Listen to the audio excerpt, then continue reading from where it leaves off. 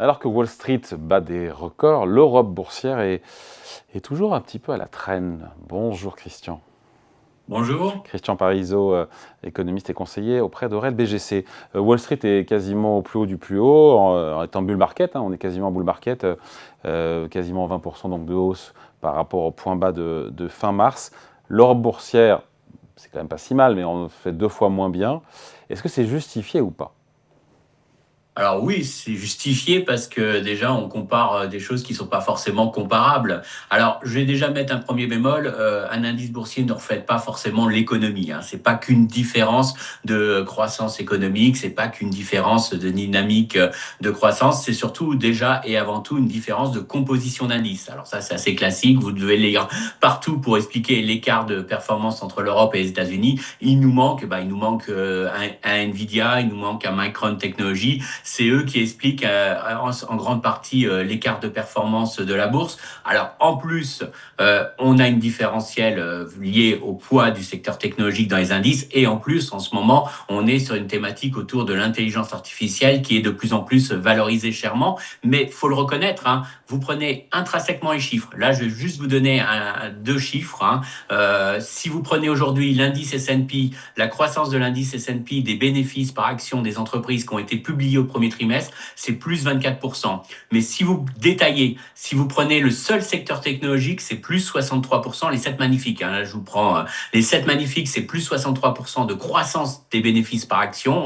Et si vous prenez les 93 autres valeurs du S&P 500, donc sans ces 7 valeurs, donc c'est quand même pas beaucoup, si on retire ces 7 valeurs, on est seulement sur une croissance de 17%. Alors vous allez me dire, c'est quand même un Là où écart assez l'Europe important. est à combien? Alors l'Europe est autour de 10.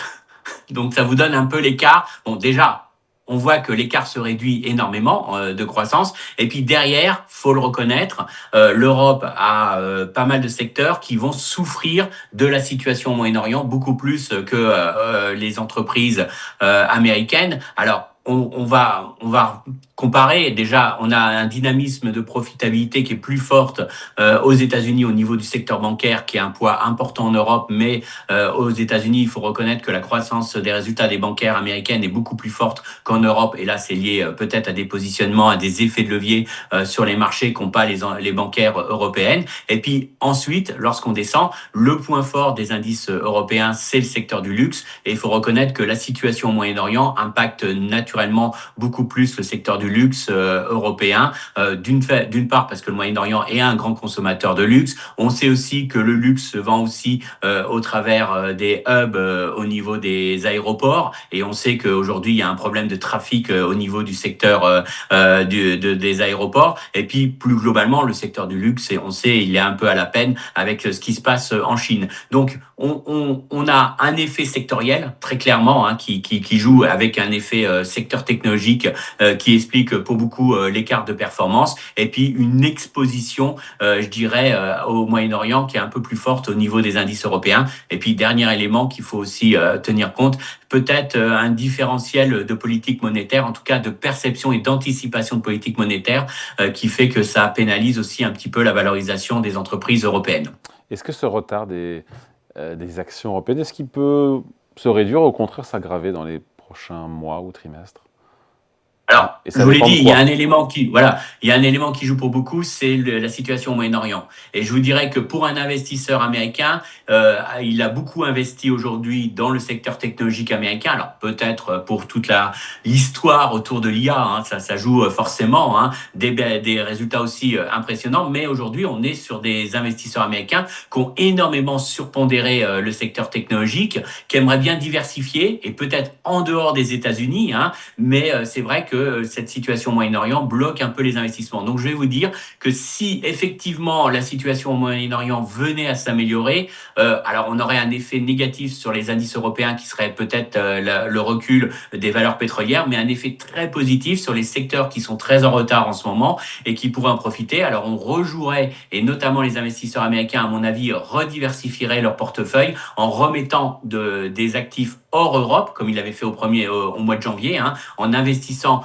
entre autres sur des actifs hors américains, hors technologiques, ils diversifieraient leur portefeuille et donc il y a, en logique purement de flux, il y aurait sûrement une surperformance de l'Europe avec la résolution de la situation au Moyen-Orient. Et puis plus globalement, en termes de fondamentaux, c'est vrai que si la situation au Moyen-Orient s'améliore, ça réduit l'impact que ça peut avoir sur la consommation des ménages, ça réduit l'impact que ça peut avoir sur les chaînes d'approvisionnement et donc ça donnerait des perspectives un peu plus positives. Donc oui, je pense que l'un des éléments clés qui permettrait véritablement à l'Europe de surperformer à court terme face aux États-Unis, ce serait une amélioration de la situation au Moyen-Orient. Sinon, si on est Et dans une si le situation... détroit reste fermé en juin, en juillet, en août, je voyais que les experts de Société Générale CIB voyaient le pétrole à 150 $.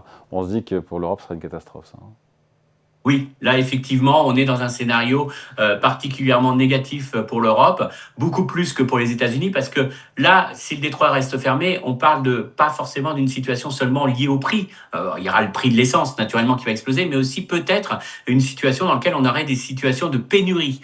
Donc là, on serait sur une activité économique qui se verrait ralentir. Alors certes, les États-Unis seront affectés, hein, parce que si les prix de l'essence, si les prix du pétrole augmentent à 150 $, le ménage américain il va payer beaucoup Oui, mais plus cher son gallon d'essence. eux, les pénuries, ils ne les auront pas, puisqu'ils sont... Voilà, la grosse différence, c'est ça, c'est que eux, ils n'auront pas les pénuries, c'est-à-dire qu'ils paieront très cher leur essence parce que c'est un marché mondial, c'est un marché qui ils auront l'impact de cette hausse, hein, ça les affectera dans leur pouvoir d'achat, mais il n'y aura pas un potentiel pénurie. Et aujourd'hui, le risque, lorsque vous avez pénurie, c'est que l'activité économique soit contrainte par ces pénuries, c'est-à-dire qu'on produise moins que l'on souhaiterait parce que justement on manque de pétrole. Donc ça peut jouer sur les plastiques, ça peut jouer sur pas mal de secteurs de la chimie.